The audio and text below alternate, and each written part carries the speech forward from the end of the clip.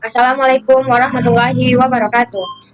Perkenalkan, nama saya Celina Tasya Salsabila dengan NIM 21231121 akan mempresentasikan rangkuman materi sistem komputer dan pengantar program komputer dan algoritma program. Yang pertama yaitu tentang sistem komputer. Pengertian komputer menurut Hamker dan kawan-kawan, komputer adalah mesin penghitung elektronik yang cepat dan dapat menerima informasi input digital, memproses sesuai dengan suatu program yang tersimpan di memorinya, dan menghasilkan output informasi. Selanjutnya, fungsi komputer. Komputer sebagai alat bantu administrasi, komputer sebagai alat komunikasi, komputer sebagai alat multimedia, komputer sebagai alat bantu periksa kesehatan. Selanjutnya yaitu sistem komputer. Supaya komputer dapat digunakan untuk mengelola data, maka harus berbentuk suatu sistem komputer. Komponen sistem komputer terdiri dari 3 macam, yaitu yang pertama, hardware, adalah perangkat keras peralatan fisik komputer itu sendiri.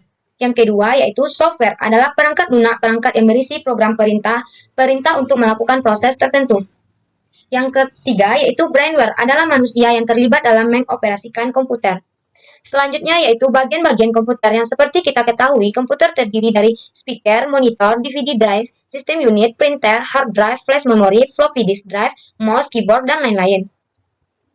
Sistem bilangan di komputer. Pada komputer terdapat 4 sistem bilangan. Yang pertama yaitu sistem bilangan desimal, yang kedua sistem bilangan biner, yang ketiga sistem bilangan oktal, yang keempat yaitu sistem bilangan heksadesimal.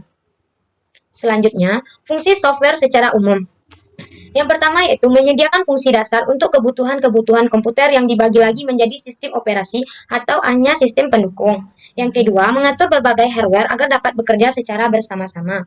Yang ketiga, sebagai penghubung antara software yang lain dengan hardware. Yang keempat, sebagai penerjemah software yang lain dengan hardware. Yang kelima, sebagai pengidentifikasi program. Selanjutnya yaitu pengantar program komputer. Konsep dasar program. Bahasa pemrograman komputer adalah instruksi standar untuk memerintah komputer. Bahasa pemrograman ini merupakan suatu himpunan dari aturan sintak atau semantik yang dipakai untuk mendefinisikan program komputer.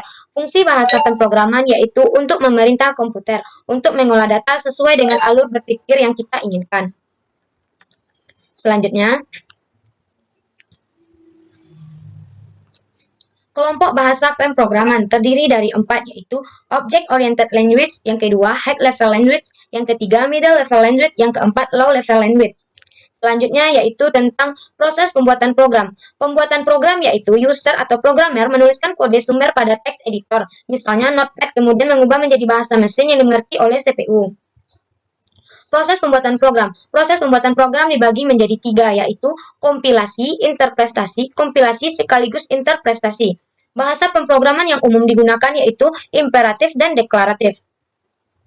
Logika manusia berpikir seperti program. Logika berasal dari kata logos yang bermakna hasil nalar yang diutarakan dalam kata dan dinyatakan dalam bahasa. Logika merupakan salah satu cabang ilmu filsafat. Beberapa manfaat mempelajari logika. Yang pertama yaitu menjaga supaya kita selalu berpikir benar menggunakan azas-azas sistematis. Yang kedua, membuat daya pikir lebih tajam dan menjadikan lebih berkembang. Yang ketiga, meningkatkan cinta kebenaran dan menghindari kesesatan bernalar. Yang keempat, membuat setiap orang berpikir cermat, objektif, efektif dalam berkomunikasi. Selanjutnya yaitu tentang algoritma program. Pengertian algoritma program adalah urutan langkah-langkah logis penyelesaian masalah yang disusun secara sistematis dan logis. Model penyusunan algoritma terdiri dari 3 macam yaitu dengan menggunakan bahasa semu, pseudocode yaitu dengan menggunakan bahasa sehari-hari tapi harus dijelaskan dan terstruktur. Yang kedua, dengan diagram atau alur flowchart, yaitu suatu penulisan algoritma dengan berupa diagram. Yang terakhir, menggunakan kalimat deskriptif, yaitu menggunakan bahasa deskriptif atau biasa disebut dengan notasi ilmiah. Selanjutnya, cara menuliskan algoritma. Cara penulisan algoritma pun hampir sama dengan cara penyusunan algoritma, yaitu menggunakan pseudocode. Pseudocode adalah algoritma pemrograman komputer yang menggunakan konvensi struktural dari suatu bahasa pemrograman agar dapat dibaca oleh manusia, bukan oleh mesin. Yang kedua, menggunakan flowchart adalah suatu bagan dengan simbol-simbol tertentu yang menggambarkan urutan proses secara mendetail dan hubungan antara suatu proses dengan proses lain. Yang ketiga, menggunakan kalimat deskriptif adalah penulisan bahasa pemrograman dengan cara menuliskan instruksi-instruksi yang disajikan dalam bentuk untaian kalimat deskriptif dengan menggunakan bahasa yang jelas.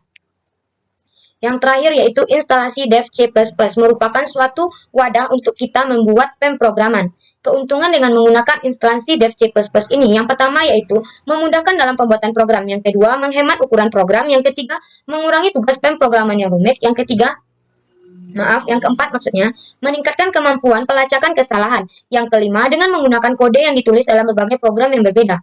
Yang keenam, menyembunyikan informasi dari user sehingga mencegah adanya perbuatan memodifikasi atau mengubah program yang kita buat.